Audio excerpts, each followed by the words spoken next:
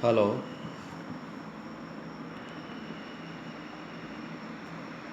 today we are going to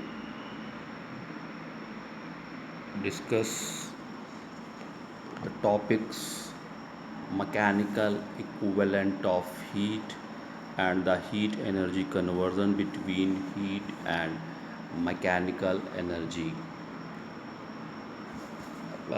Mechanical equivalent of heat in this topic we will discuss how we can change energy into mechanical heat and mechanical energy into heat, and heat, how heat is again converted into mechanical energy. The mechanical energy can be converted into heat and heat can be converted into some mechanical energy. This important physical observation is known as mechanical equivalent of heat. Mechanical energy को हम heat में परिवर्तित कर सकते हैं और heat को हम वापस मैकेनिकल एनर्जी में कन्वर्ट कर सकते हैं।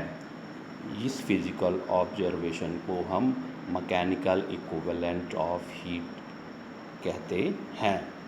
Now I am again repeating, mechanical energy can be converted into heat and heat can be converted into some mechanical energy.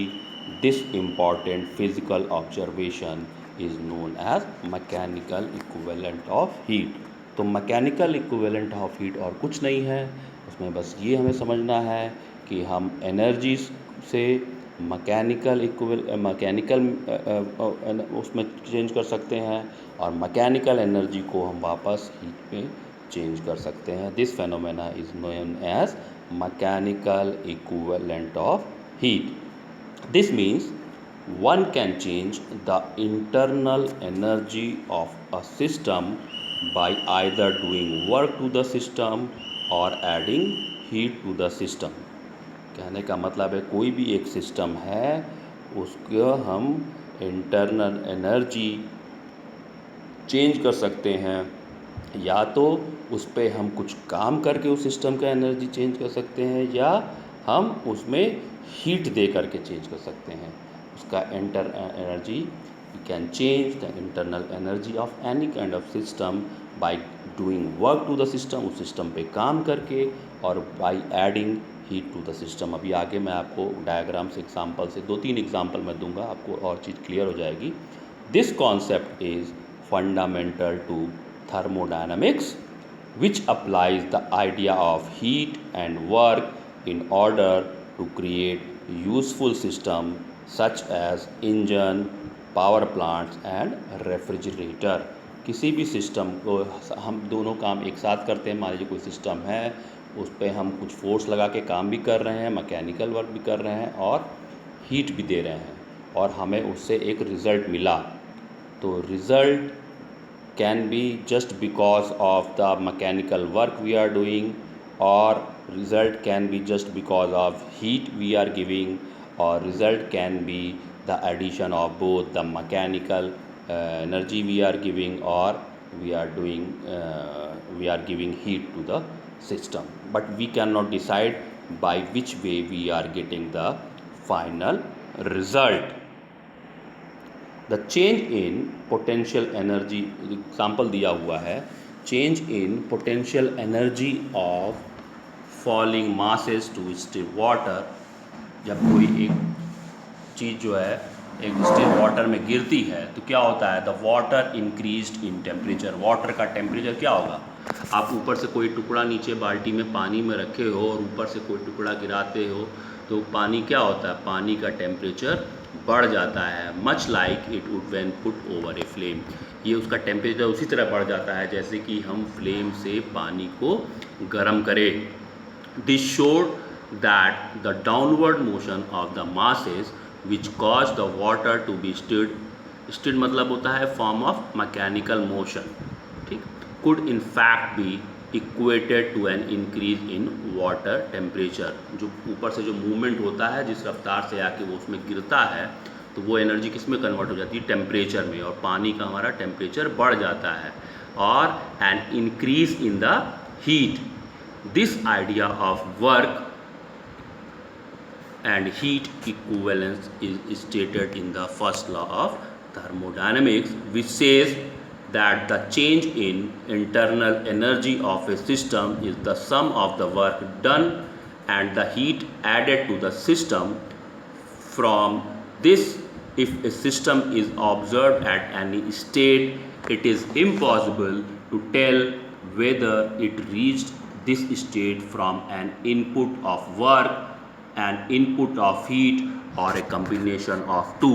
जैसा मैंने पहले बताया था, कोई एक सिस्टम है जिस पे हम वर्क कर रहे हैं, जिसको हम हीट भी दे रहे हैं, और वो उस वजह से किसी फाइनल स्टेज पे जब किसी स्टेट पे पहुंचता है तो उस स्टेट पे जो रिज़ल्ट हमें मिलता है, जिस स्टेट पे वो पहुंचा है, तो वो हम डिसाइड नहीं कर सकते कि हमने उस पर जो मैकेनिकल वर्क किया है उस वजह से पहुंचा है, या हमने जो उसको हीट दिया है उस वजह से पहुंचा। वो किसी भी कारण पहुंच सकता है उस स्टेट पे। हम मैकेनिकल एनर्जी जो उसको दे रहे हैं उस वजह से भी पहुंच सकता है, हम उसको जो हीट दे रहे हैं उस वजह से भी पहुंच सकता है, या मैकेनिकल वर्क और हीट जो दे रहे हैं दोनों के कम्बिनेशन से भी पहुंच सकता है। But we cannot decide that system is in this state just because of the mechanical work we are doing or the heat we are giving or the combination of both। या इसका एक example और है, जैसे कि ये diagram है, ठीक है। इस डायग्राम से भी हम समझ सकते हैं the idea of work and heat equivalence is stated in the first law of thermodynamics, which says that the change in internal energy of a system is the sum of the work done and heat added to any system. From this, if a system is observed at any state, it is impossible to tell whether it reached this state। ठीक है, ये हमने जो बताया था from work और input of heat और the combination of both. अब ये जो डायग्राम बना हुआ है इसमें देखिए क्या हो रहा है।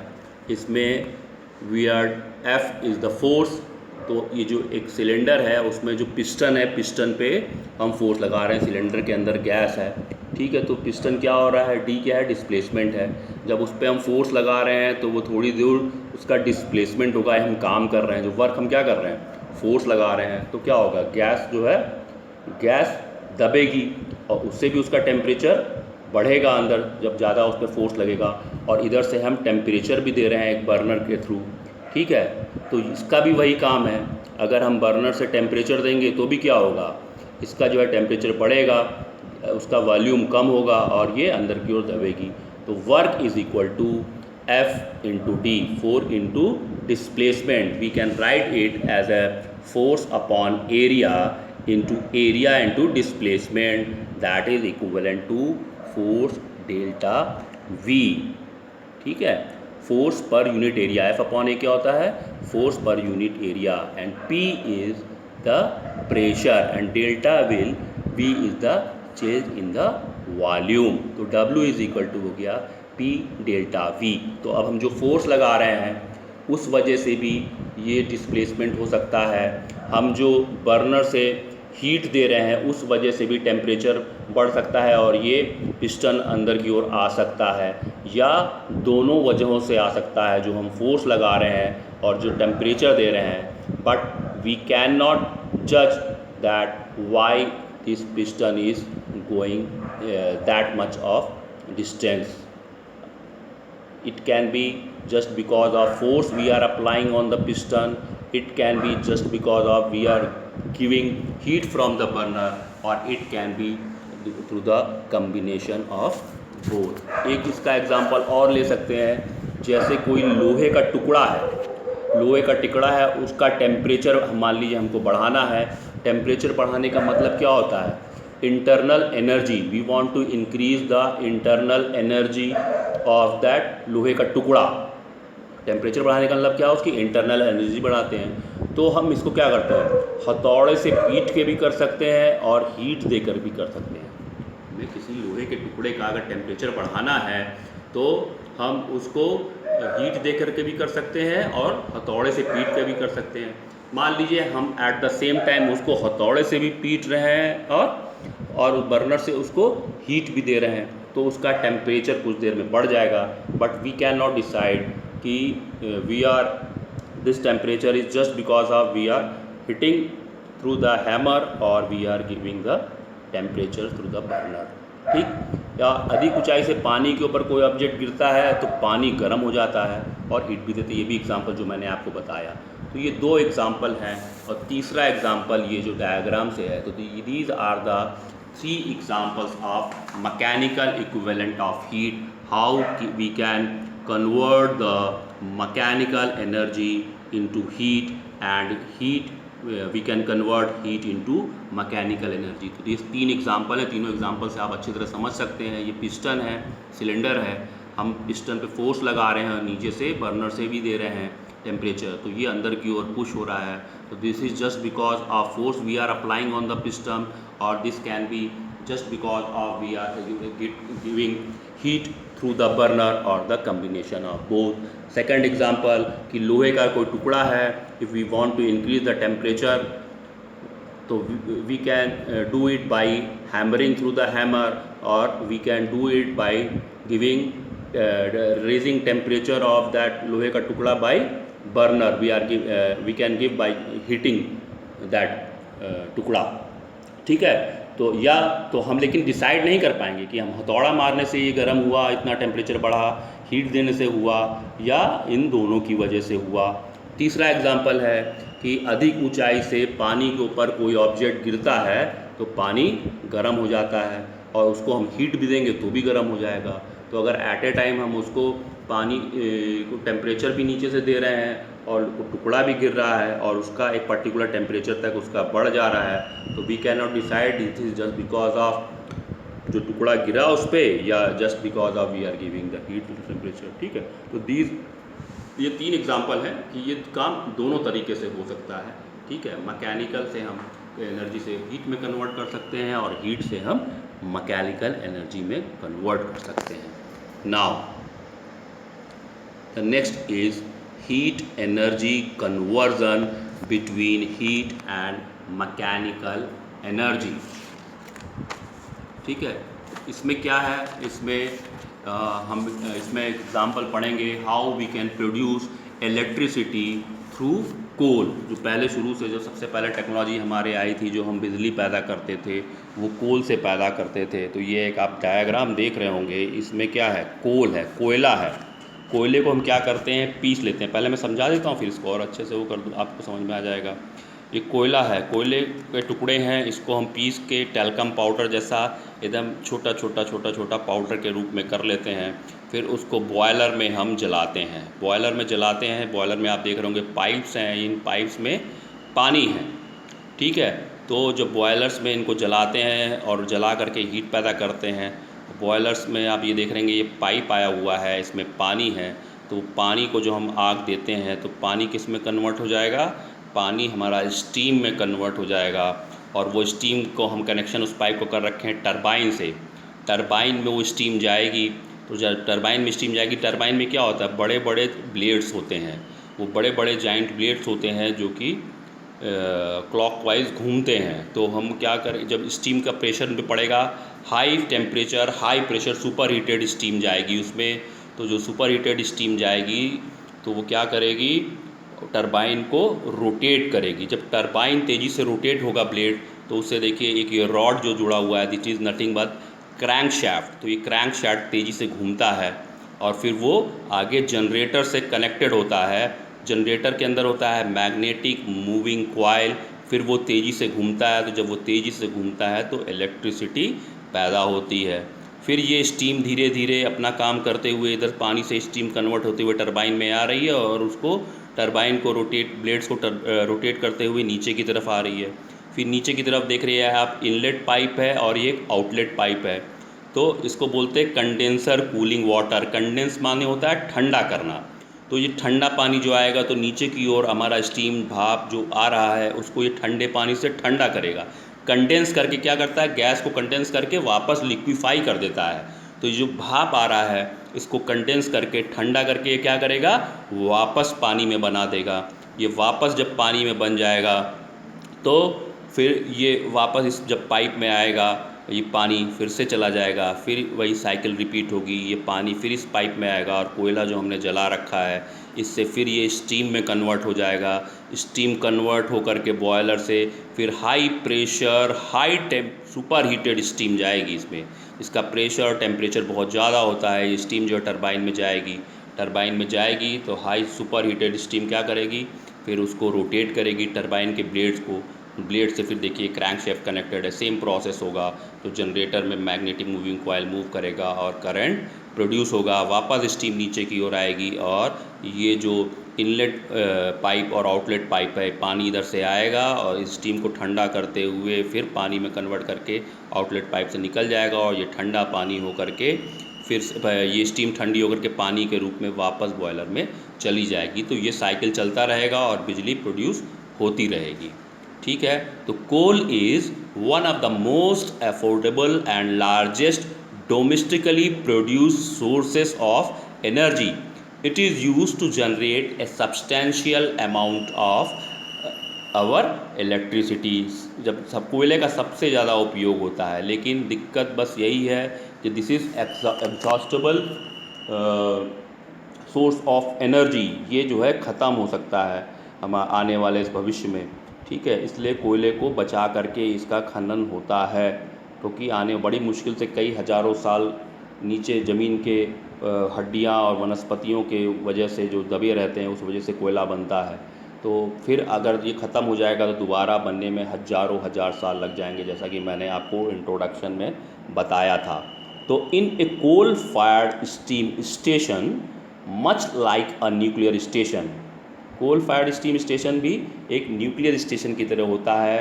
Water is turn into steam which in turn derives turbine generator to produce electricity. Here's how the process works. Now these are the 4 steps. तो इसमें क्या है, वाटर जो है स्टीम में टर्न होगा, और स्टीम में टर्न होगा वो क्या करेगा, टरबाइन में ब्लेड रोटेट करेगा, उससे जनरेटर रोटेट करेगा और बिजली पैदा होगी। तो these are the next 4 steps how we can create produce electricity by using coal fired steam station. The first step is heat is created. पहले आप ये डायग्राम एक बार देख लो फिर मैं बताता हूँ। ये कोयला है, कोयले को हमने छोटे छोटे पाउडर में प्रेस कर लिया, फिर बॉयलर में ये जलाएंगे और ये पाइप लगे हुए हैं, जो पानी आ रहा है स्टीम में कन्वर्ट हो रहा है, टरबाइन में जा रहा है, ठंडा होकर फिर नीचे आ रहा है और इधर ये रोटेट होकर जनरेटर से कनेक्टेड है। तो ये डायग्राम, अब हम यहाँ फिर से आते हैं। ये the first step will B the heat is created. Before the coal is burned, it is pulverized to the fineness of talcum powder. हम जो है जलाने से पहले क्या करेंगे, उसको पल्वराइज कर देंगे, एकदम फाइन talcum पाउडर की तरह उसको बना लेंगे। It is then mixed with hot air and blown into the firebox of the boiler. इसको फिर गर्म हवा के साथ मिक्स करके हम इसको फायर बॉक्स में जलाएंगे, बॉयलर में जलाएंगे। ठीक है। Burning in suspension the coal air mixture provide the most complete combustion and maximum heat possible. कोयले और एयर का जो मिक्सचर होता है वो हमें मैक्सिमम पॉसिबल हीट प्रोवाइड करता है। कंप्लीट कंबस्शन, पूरा अच्छे से जल करके ये हमें मैक्सिमम हीट, तभी हम सुपर हीटेड स्टीम प्रोड्यूस कर पाएंगे। तो second step will be the water turns to steam. अब क्या होगा नेक्स्ट स्टेप में, highly purified water pumped through pipes inside the boiler is turned into steam by the heat. The steam reaches temperature of up to 1000 degrees Fahrenheit and pressure up to 3,500 pounds per square inch and is piped to the turbine. इसमें क्या होता है, highly purified water जो होता है उसको हम pump करके पाइप के थ्रू बॉयलर के अंदर देते हैं और उसके बाद क्या होगा, it turn into steam by the heat. जो टेम्परेचर बॉयलर में नीचे कोयला जला के आग जला के जो हम उससे प्रोड्यूस कर रहे हैं उससे क्या होगा, ये स्टीम में कन्वर्ट हो जाएगा 1000 डिग्री फ़ारेनहाइट पे और इसका प्रेशर रहेगा 3,500 पाउंड्स पर square inch. That's why it is called high temperature high pressure super heated steam and इस पाइप टू द टरबाइन। और फिर यहाँ से इसको टरबाइन में स्टीम बन करके ये जाएगा। And the third step, the steam turns the turbine. अब क्या होगा, the enormous pressure of the steam pushing against A series of giant blades turns the turbine shaft. The turbine shaft is connected to the shaft of the generator where magnets spin within wire coil to produce electricity. अब जब ये steam आपका turbine में जाएगा तो ये क्या होगा, high temperature super heated with high pressure super heated steam होगा। तो ये क्या करेगा, due to enormous pressure the steam pushing against the series of, पूरे एक सीरीज में बड़े बड़े ब्लेड्स टरबाइन में लगे रहते हैं।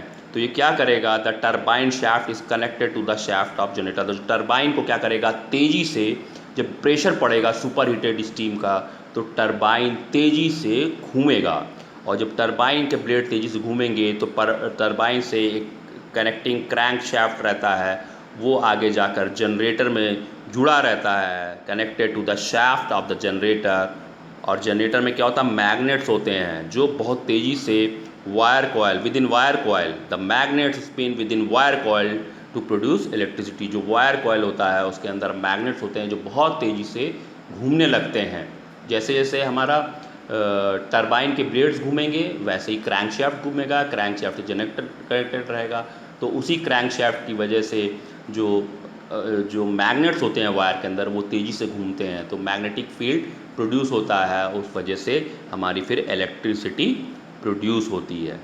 The next and final step is steam turns back into the water. अब ये जो काम हो गया, इलेक्ट्रिसिटी प्रोड्यूस हो गई।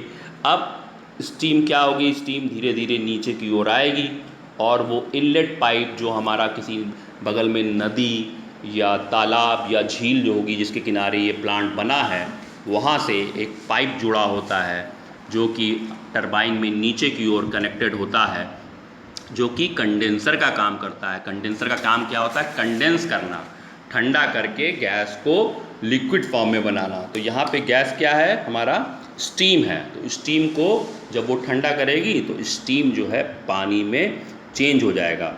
तो after doing it's work in the turbine the steam is drawn into a large chamber in the basement of the power plant. जब स्टीम अपना काम कर लेगी, जो स्टीम ऐसे लगातार आती रहेगी और टरबाइन के ब्लेड्स को रोटेट करते हुए नीचे की ओर बेसमेंट की तरफ पावर प्लांट के जाती जाएगी, जहाँ पे वो इनलेट पाइप आएगा और आउटलेट में होके जाएगा।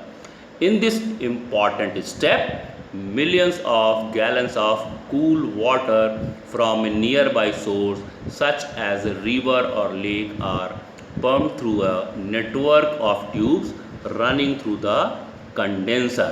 ठीक है, उसके पास में जब वो नीचे की ओर बेसमेंट की ओर वो स्टीम आएगी, एग्जॉस्टेड स्टीम अपना काम करके जब नीचे की ओर बैठना शुरू करेगी तो एक इनलेट पाइप और आउटलेट पाइप कनेक्टेड रहता है जो प्लांट के बगल में जो भी नदी है या झील है, ठीक है, उस वहाँ से पानी इनलेट पाइप से आएगा जो कि ठंडा रहेगा। तो वो उसके टच में जैसे ही वो पाइप के ठंडे पाइप के टच में जैसे ही स्टीम आएगी वो पानी में कन्वर्ट होती जाएगी। ठीक, in this important step million of gallons of cool water from A near by source such as a river or lake are pumped through a network of tubes running through the condenser. The cool water in the tubes converts the steam back into water that can be used over and over again in the plant. तो condenser का काम क्या होता है? Condenser का काम होता है जो भी गैस आ रही है, अगर वो कंडेंसर में आती है तो कंडेंसर उसको कंडेंस करता है। कंडेंस करके क्या कर देता है? ठंडा कर देता है। तो गैस को जब हम ठंडा करेंगे तो वो हमें पता है वो लिक्विड में कन्वर्ट हो जाएगी। तो यहाँ पे लिक्विड हमारा गैस है स्टीम।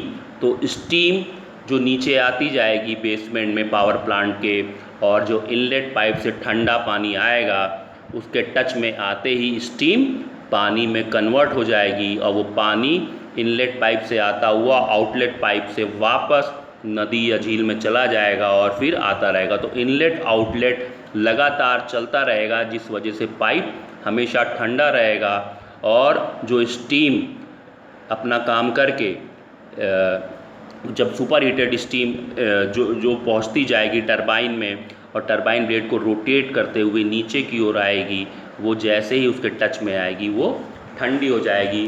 ठंडी होके फिर से वो पानी में कन्वर्ट हो जाएगी, और फिर ये पानी फिर से हम जो है ठंडा करके फिर से बॉयलर के पाइप में हम इसको डाल देंगे, जहाँ पर ये जाएगा वापस, और वापस जाके वहाँ क्या होगा? कोयला से जो जल रहा है तो वो एयर और उसको मिला करके जो हीट प्रोड्यूस हो रही है, सुपर हीटेड टेम्परेचर जो हमें प्राप्त है हीट, वो क्या करेगी? ये जो पानी जा रहा है इसको वापस वो स्टीम में कन्वर्ट कर देगा। फिर से ये super heated high pressure steam फिर से ये टरबाइन में जाएगी, और वहाँ पे टरबाइन ब्लेड्स को फिर से रोटेट करेगी, जिससे कि क्रैंकशाफ्ट जुड़ा होगा, और उस क्रैंकशाफ्ट से जनरेटर जुड़ा होगा, जिस जनरेटर में वायर के अंदर बहुत सारे मैग्नेट होते हैं। तो जब तेज़ी से ये शाफ्ट घूमेगा तो मैग्नेट भी तेज़ी से घूमेंगे और मैग्नेटिक फील्ड प्रोड्यूस होगी, जिसकी वजह से इलेक्ट्रिसिटी हमारी फिर से प्रोडक्शन कंटिन्यूअस इसी तरीके से चलता रहेगा। ये साइकिल चलती रहेगी, आग जलती रहेगी, और पानी से भाप बनता रहेगा, और ये टरबाइन रोटेट होती रहेगी, उससे जनरेटर के अंदर मैग्नेटिक मूविंग कॉइल रोटेट होता रहेगा। फिर वो एग्जॉस्ट होकर स्टीम नीचे आती जाएगी, जो कि वापस पानी में कन्वर्ट होती रहेगी। तो ये साइकिल लगातार चलती रहेगी, जिससे इलेक्ट्रिसिटी प्रोडक्शन हमारा कंटिन्यूअस बना रहेगा। In the last the cooling water is return to its source without any contamination, and the steam water is return to the boiler to repeat the cycle. Last में क्या होता है? ये जो पानी जो है ये इसको ठंडा करके वापस जाएगा, इसमें किसी भी तरीके की कोई मिलावट नहीं होने पाएगी। There will be no contamination in the source water. ये पानी जो पाइप के अंदर रहेगा ये आएगा, इसका मेन पर्पज़ ये है कि जो सुपर हीटेड स्टीम है वो जैसे ही इस पाइप के अंदर पानी है, पाइप के ऊपरी बॉडी से जैसे ही टच करेगा वो स्टीम वो पानी में कन्वर्ट हो जाएगा। तो इसलिए नदी नाले या झील के पानी में कोई भी कंटेमिनेशन होने का चांस नहीं रहता है, क्योंकि कोई भी चीज़ उसके डायरेक्ट टच में नहीं आती है। जो भी स्टीम है वो नीचे बैठती है तो पाइप की बॉडी से ही टच होती है। चूँकि पाइप इतना ठंडा होता है तो उसके टच में आते ही कंडेंसेशन होता है और वो स्टीम पानी में कन्वर्ट हो जाता है। तो this is your heat energy conversion between heat and mechanical energy. This process is done in the fourth step. In the next lecture we will discuss about the electromagnetic energy storage as well as the electrical double layer capacitor. और जैसे मैंने पहले बताया था, electrical double layer capacitor is nothing but your lithium battery which you use generally for your inverter in your residence। ठीक है, तो जो बिजली चली जाती है तो जो हम इन्वर्टर यूज़ करते हैं तो इन्वर्टर के साथ जो हमारी बैटरी कनेक्टेड होती है that is our lithium battery, and that is nothing but your electrical dual capacitor. तो इलेक्ट्रोमैग्नेटिक एनर्जी और electrical double layer capacitor we will discuss in the next lecture.